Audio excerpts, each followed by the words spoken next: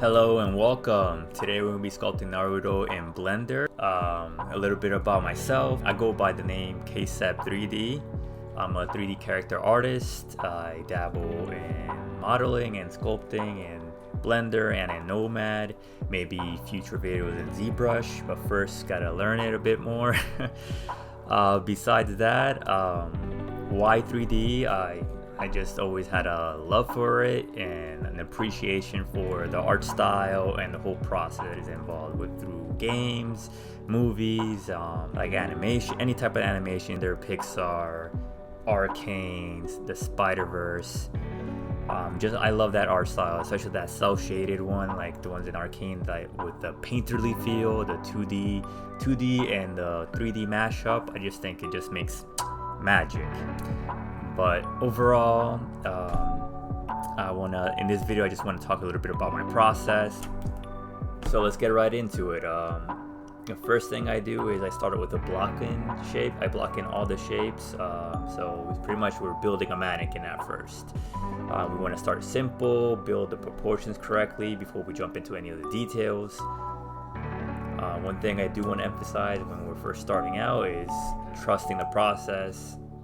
Just keep going. At first you're gonna feel maybe frustrated with the project or if things not looking correct. Like the first part is just blocking things in, making the shapes look correctly, the proportions look correctly, and from there we'll jump into the details. Okay, so moving right along, this is the part where I start adding a little bit more detail to the face, where I can kind of define the structure of the face itself.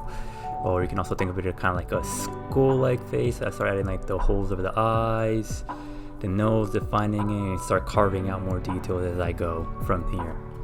Okay, this is where I start to kind of tweak and pull small little shapes. I kind of define and sharpen the edges of the shape and keep carving out, start adding the eyeballs to kind of get more of an idea of how the character is going to look. I'll continue to tweak as we go. Alright, so you already know this is a rinse and repeat process. It's kind of just tweaking, pulling, jumping around, touching up and cleaning the shape as we go. As you can see, I'm continue to go sharpen certain areas, and then I'll jump to adding the eyebrows and then the eyelashes, so we can kind of get more of the feel of the character. This is not gonna be my last rendition of the eye. You're gonna see me sometimes jumping back and forth or redoing the eye all over again, but that's just part of the process. Pulling, pushing, trusting the process. That's why it's also a great idea to jump around on the model and not get stuck too much in the weeds of staying in one area for too long, as you'll see on later on in the video as we continue to go. And as you can see here, we're adding the eyebrows to our main boy Naruto. So I continue to tweak the eyebrow, wanted to give him more of a attitude on his face. I'm trying to go for a younger Naruto, or before he became an official ninja, when he was, doing graffiti, doing his thing, kind of being a menace to the village, even though he was just, being himself, trying to keep true. And as you saw there, I ended up using the masking tool and extracting a piece of the geometry to make his headband. And from there, I'm going to jump into adding some of the hair to kind of give him more characteristics where he can be more recognizable. This is also a good idea when you're starting off, if you can see where the sculpt is going to give him a better view, and then from there it's again jumping around, giving it more personality. And it's also a good way to kind of see what direction you're going with it. Even though I had a clear vision of where I wanted to take him, kind of want to make him like this brooding character while he does his graffiti thing, and you'll see as I progress through the model. For the hair, I'm mostly using curves. As you can see, is a Bezier, I believe that's how it's pronounced. You can go ahead and tweak the shape, and then you'll get these sharp edges in between how much you pull, and from there you can kind of shrink it and decrease it for the mask, and you can kind of tweak it as you go. And from there I also start adding simple primitives, and starting with the box and then just adding edges and using a subdivision modifier to kind of give it more shape.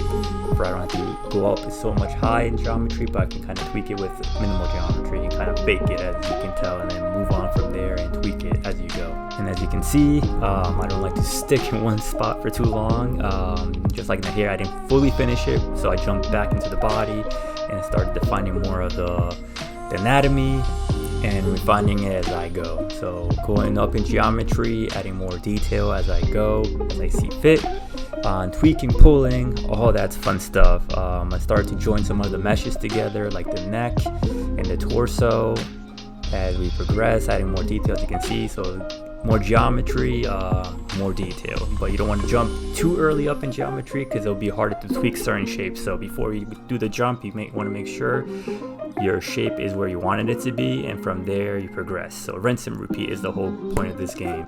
And as you saw earlier, I reposed the character, taking all the pieces of the mannequin and reshaping him to where I want him to be, to his crouching positions. The smart thing, or the right thing on quotes to do, would be to actually rig the whole character and then do this towards the end. But as you can see, your boy's a bit impatient and I kind of want to just jump into it, and I wanted to actually sculpt him in pose. For me, it's a little bit more funner, and it's also a little bit more of a challenge in a good way. It's also good practice also to kind of sculpt on in poses as well, just because I'm not planning to use this character in any type of animation, game, or anything too complex.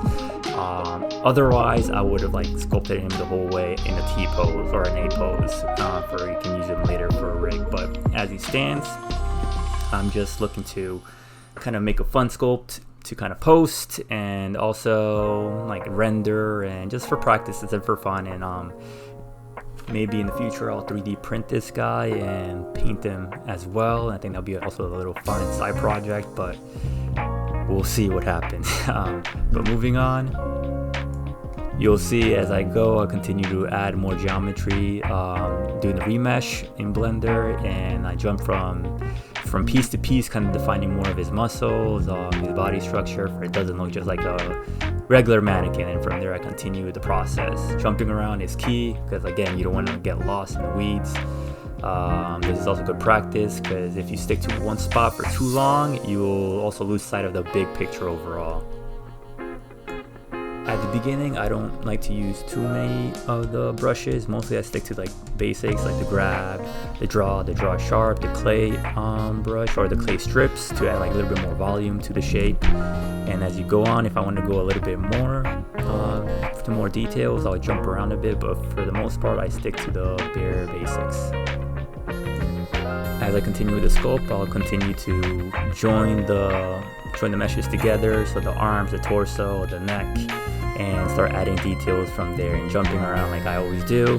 Go back to the hair a little bit, work on it, and then go back to the body as I go and I see fit.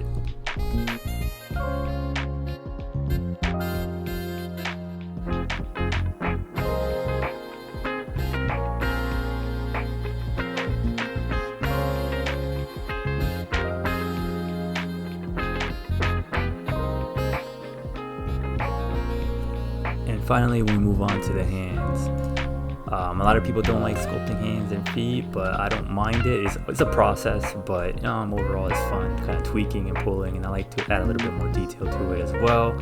So I don't know, I get lost in the whole process, and I quite enjoy this as well. Just remember, when you're first starting out, just keep it simple. I started with this basic cube and started extruding some of the pieces out, and just doing a subdivision modifier and going from there. I also go into the edges and I add a crease to it, so kind of give it a little bit more of a sharp edge to the model, and from there you can kind of control the weight, so you don't have to physically go into it and sculpt it yourself, so it makes it a little bit easier, and from there you can kind of adjust it as you go. So for this piece, I did go a little bit more ambitious for it. As you know, if you've seen my previous work, I really wanted to push myself and see how much I've grown. So this was the perfect project. And as well, on top of that, I was just documenting it. So at the same time, I was always like conscious of myself kind of sculpting and realizing that I'm recording at the same time. It was like a little hurdle I had to get used to. And after a while, it just became second nature. So this being my first video, also came down once I was finished the project, it went to doing the editing, doing the cutting, and making sure everything looked correct.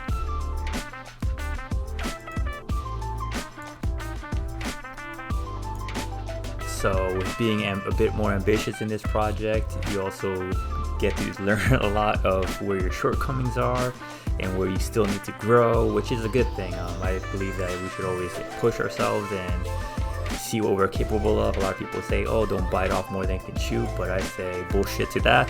If it's your own personal project, why not? Why not push yourself, not see what you're capable of, and at the same time, it's kind of like learning on the job, if you will, and putting into use what I've learned. And the whole point of this is to kind of improve and see how far we can go. And if you don't really challenge yourself, you'll know where you are if you just kind of keep playing it safe. So for this, I definitely learned a lot. I feel like I grew a lot as an artist, as a 3D artist specifically. One of the challenges was at the time I was mostly sculpting in Nomad Sculpt. But so jumping from Nomad to Blender and just focusing on the big project of Blender was an adjustment period of itself, but I'm glad I did it overall. There also came certain parts in the project when I was sculpting or when I was doing the modeling that I felt like this project was just not gonna end. There's some new little problems, smaller problems, or like just figuring out the puzzle and just kind of fitting the right pieces where they need to go, and from there just keep piecing things together. Yeah, one of my favorite parts was definitely working on the clothes and refining him and like working on his hands, cleaning it up, adding detail to it, making sure all the parts look correctly, and that's why I love working on pose for the character. It just gives me a little bit more of a challenge in figuring things out how they should seem. Okay, so I'm gonna let the video ride for a bit, but I'll be back and a little bit towards the end to talk a little bit more about the painting and the inking of the character, which is like one of my favorite parts of it. It's like combining that 2D and 3D feel that fits perfectly. I'll be using the grease pencil for a lot of it as well to give it that like comic book sketchy look feel to it, which I love. It works perfectly.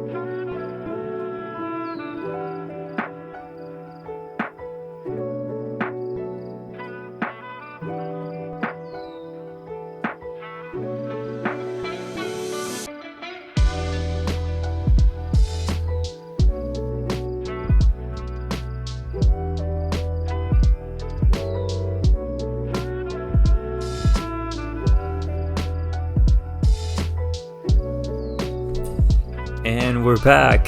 As you saw earlier, for the painting, I ended up just filling in the colors, and I just added like blush to the skin, to the face, a little bit of shadows for his eyelids, and his little bit darker parts.